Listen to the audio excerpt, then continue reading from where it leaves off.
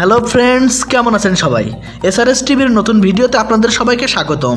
বন্ধুরা, আজকের ভিডিওটা অনেক মজাদার হতে চলেছে, কারণ আজকের ভিডিওতে আপনারা ফ্যাক্টরির ওই সব গোপন তথ্য সম্পর্কে জানতে পারবেন যা হয়তো এর আগে কখনো জানতেন না। এই ভিডিওতে আপনারা দেখতে পাবেন দেশি মদকে কিভাবে তৈরি করা হয় আর সেটা খেলে মানুষের শরীরের কি কি ক্ষতি হয়।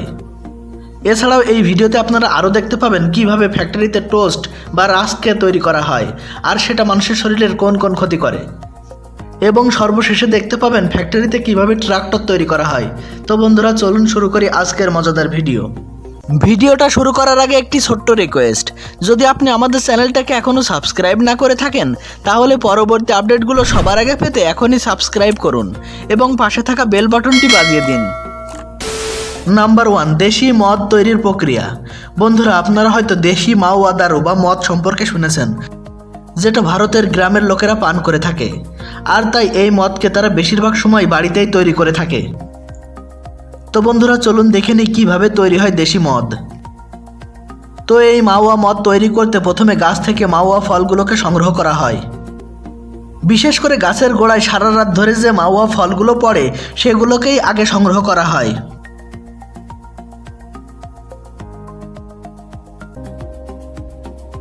এবার এই সংগ্রহ করা মাওয়া ফলগুলোকে সূর্যের আলোতে শুকাতে দেওয়া হয়।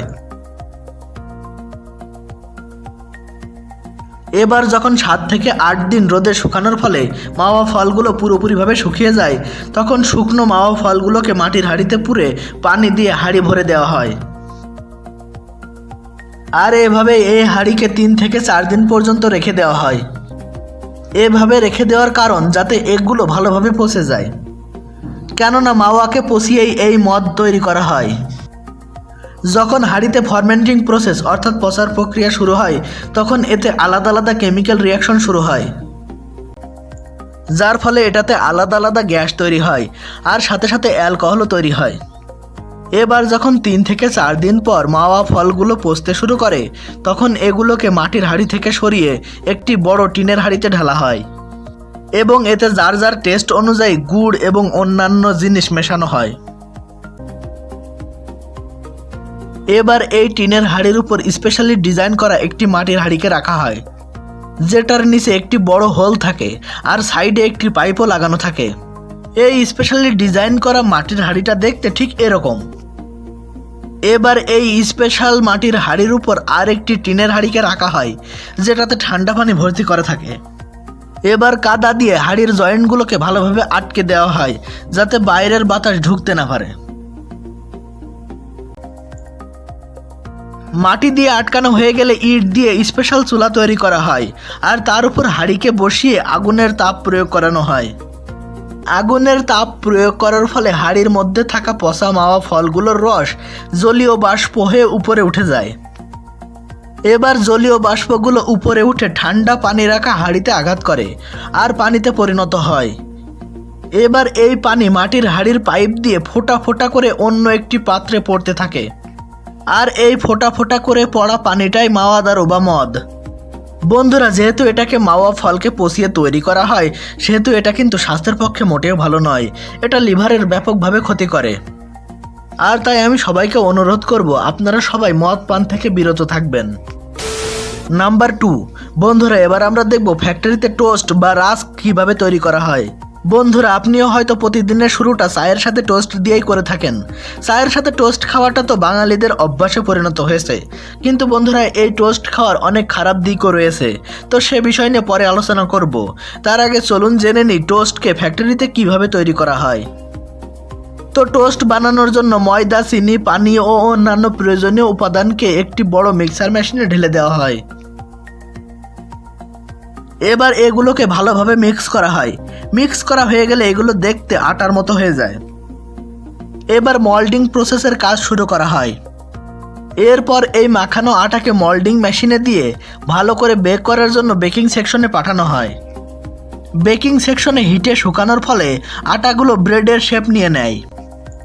এখন এই ব্রেডগুলো অনেক বেশি সফট হয়, আর তাই 1 দিন পর্যন্ত এটাকে এভাবে রেখে দেওয়া হয়। এবার 1 দিন পর ব্রেডগুলোকে একটি স্লাইসিং মেশিনে দিয়ে প্রপার শেপে স্লাইস করা হয়।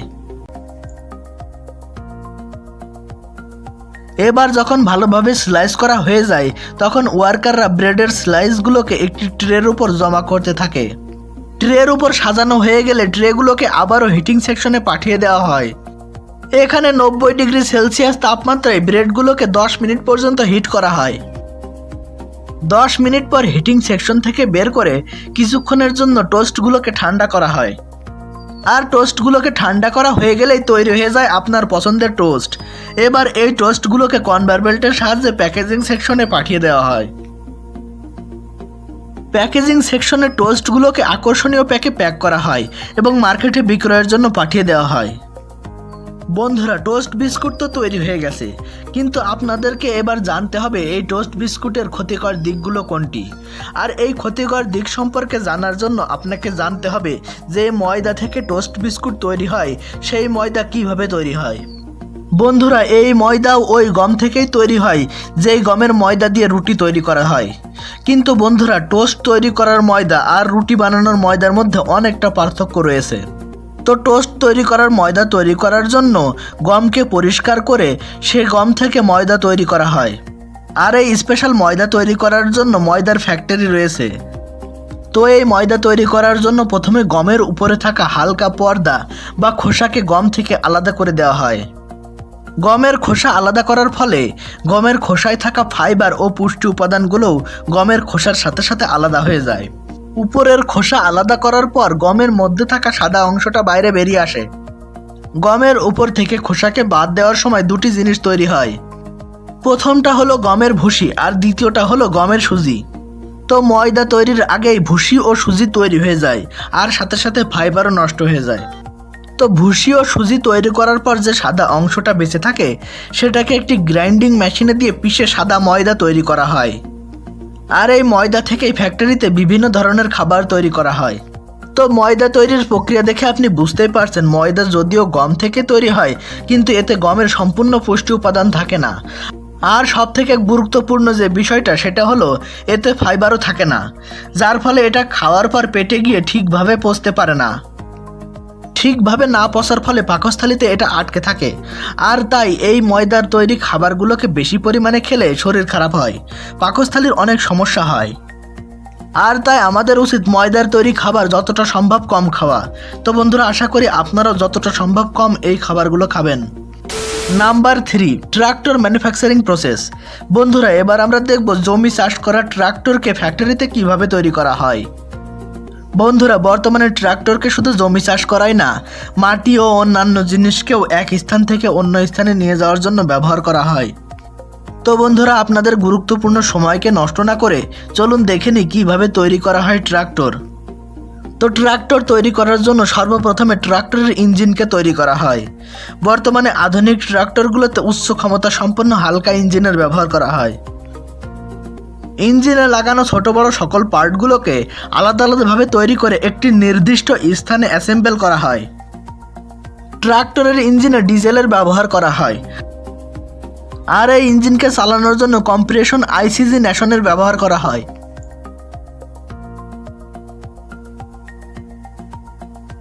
এবার ইঞ্জিনের কুলিং সিস্টেমকে লাগানো হয় যাতে ইঞ্জিন চলতে চলতে বেশি গরম না হয়ে যায়। এবার এই ইঞ্জিনকে কন্ট্রোল করার জন্য এতে changing gear range, clutch, handbrake ইত্যাদি কম্পোনেন্ট লাগানো হয়। এই প্রক্রিয়ার পর ট্রাক্টরের চাকাগুলোকে ইঞ্জিনের সাথে ফিট করে দেওয়া হয়।